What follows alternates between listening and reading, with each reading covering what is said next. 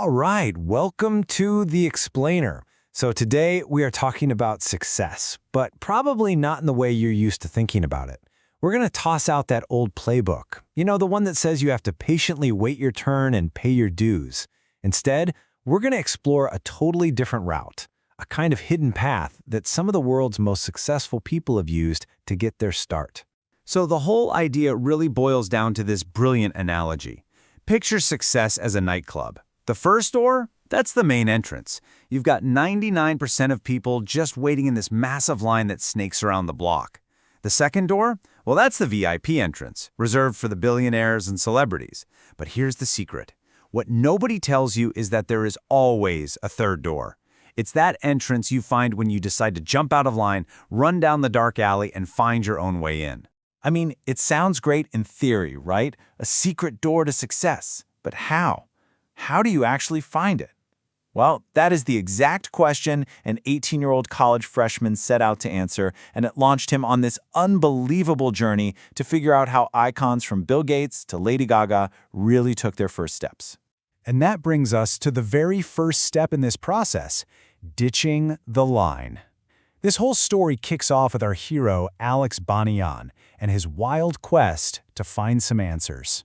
So picture this. Alex is a freshman at USC, and he's on the whole pre-med track that his parents had always dreamed of for him. But he's just staring at his biology textbook, and all he feels is, well, boredom. He's totally lost, wondering what he actually wants to do with his life. So he starts devouring biographies, trying to figure out how people like Steven Spielberg and Bill Gates really got their start. Not the polished, perfect story, but the messy, real beginning. Of course, a mission this crazy needs money. So his first move is just a perfect example of this third door mindset in action. Instead of getting a normal college job, he decides to hack The Price is Right. Seriously, he studies the show for weeks, figures out how to get the producer's attention, and even practices a secret handshake. It was a totally calculated, completely unconventional risk. And guess what? It paid off. Big time.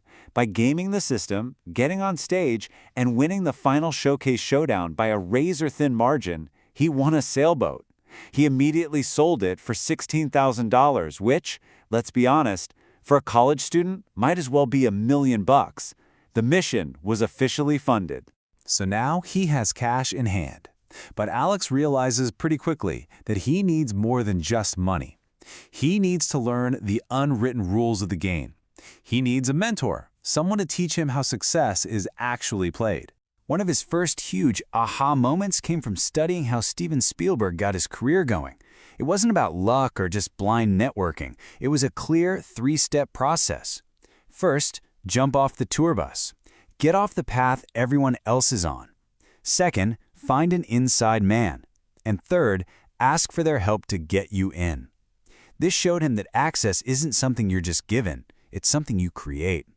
This whole way of thinking led Alex to his dream mentor, a guy named Elliot Bisnow, who co-founded the Summit Series. Elliot absolutely lived by this philosophy, and he was constantly pushing Alex to do the same, challenging him to take bigger risks and to stop thinking so small. And this really gets to the core mindset shift that Elliot taught Alex, the choice between living a linear life and an exponential life. You see, society is always pushing us toward the linear life, that safe, step-by-step path. But Elliot was all about the exponential life, skipping the steps, forging your own path, and grabbing opportunities right now. The big lesson? Don't wait for permission. But this whole journey wasn't just a series of exciting wins, not at all. And that brings us to the next phase, trudging through the mud. This was the ordeal, the part of the story filled with crushing rejection and a ton of self-doubt. I mean, the absolute best example of this was Alex's relentless 6-month-long attempt to get an interview with Warren Buffett.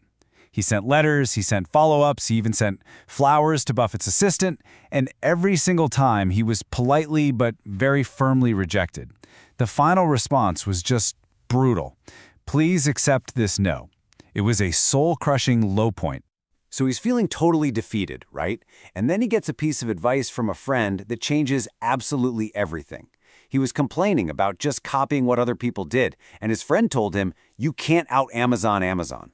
What he meant was, Walmart couldn't win by trying to be a better Amazon. It had to win by being a better Walmart. And that was it. That was the epiphany. He couldn't out-Ferris Tim Ferriss. He had to stop trying to copy other people's playbooks and start playing to his own unique strengths. He had to create his own way. He just had to be himself. This huge realization led him to the next chapter, discovering the greatest gift. Alex finally started landing the interviews he had been dreaming of, but he quickly found out that the real lesson of his quest wasn't at all what he expected it to be. Even after interviewing Bill Gates, the absolute peak of his mission, he felt like he'd failed. He hadn't found that one single piece of magical advice, that holy grail that would unlock everything. He was just left with a bunch of stories. The true revelation, the big one, came during his interview with the legendary music producer Quincy Jones. Quincy completely reframed Alex's entire journey. He taught him that it's not about avoiding failure. The mistakes, the rejections, those low points, those were the greatest gifts, because that's where all the real growth happens. And that reframed everything. The real keys to the third door weren't some secret formula. They were principles you learn from the struggle. Things like finding another angle when you're blocked, borrowing credibility when you have none, realizing your choices matter way more than your abilities, always staying an intern, and learning to turn your lowest points into your greatest strengths. And that all leads to the final, critical step, actually taking the third door. This is the part where Alex proves he's truly learned the lesson and is ready to get in the game. The ultimate test came when, through his mentor, Alex got connected with Lady Gaga's team during a really tough time in her career. Now, the old Alex would have just begged for an interview, but the new Alex, he saw an opportunity not to take something, but to give something. So drawing on everything he'd learned about artistry, rebellion, authenticity, all of it, from his interviews and his own mistakes, Alex helped her team craft a new narrative. He helped empower Gaga to reframe her own story. He went from being a kid asking for advice to a peer providing real, tangible value. He had finally found his way in. And this quote just perfectly captures the essence of the entire journey. The third door is available to literally anyone, not because of some innate talent or a pile of money, but because of the choices they make. The choice to jump out of line, the choice to chase the school bus, the choice to pick up the phone, and the choice to turn a rejection into a lesson. So the ultimate takeaway here isn't just about learning how other people found their way. It's really about turning that question back on yourself. Whether you're starting a company, looking for a job, or chasing some wild dream, what does that first door look like in your life? And more importantly, where's the third door for you?